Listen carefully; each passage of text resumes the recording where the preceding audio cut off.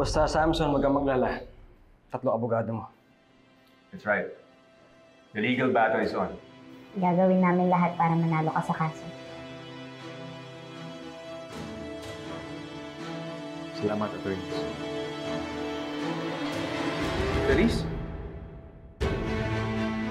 Si Ayla, ano, buntis ba siya?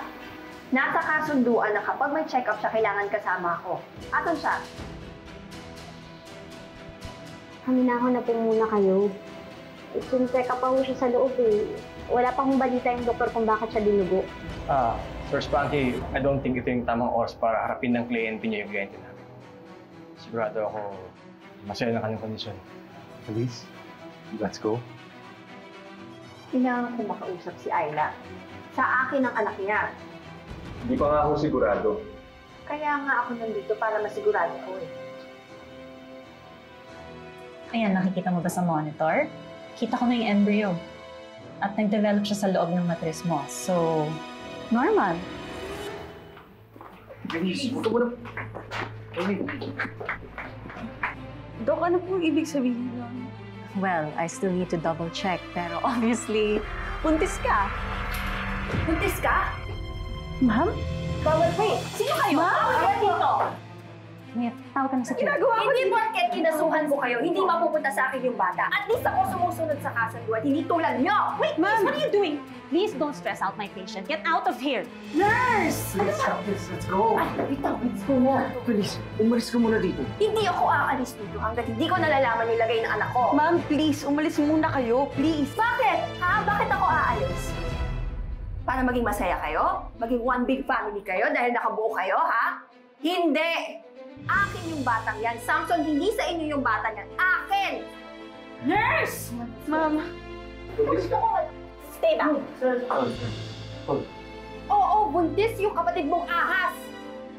Security, nasa na?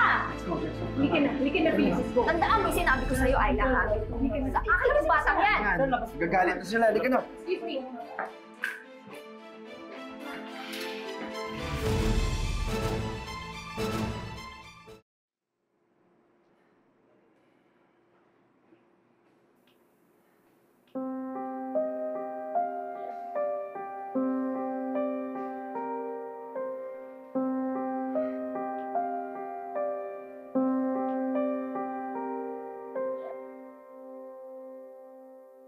Pasensya na ho sa nangyari ah. Hindi namin kontrolado. Si Ayla, may nangyari ba sa kanya? Pinapa-confine muna siya ni Doc overnight for further tests dahil sa bleeding at sa gulo kanina. Asikasuhin ko lang ho ang temporary ward ng pasyente. Kapatid ko na ni Ayla yun? Oo, kapatid niya.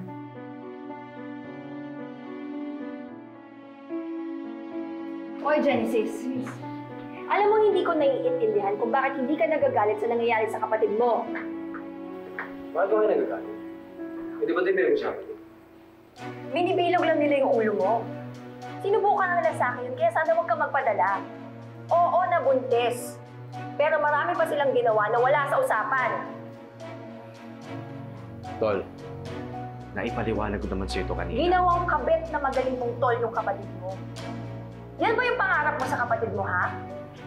Maging kalukadidang ng isang taong may asawa na? Genesis, pumanig ka sa tama. Dapat hindi mo na kinakaibigan tong tol mong to. Please, let's go. We have to talk about it.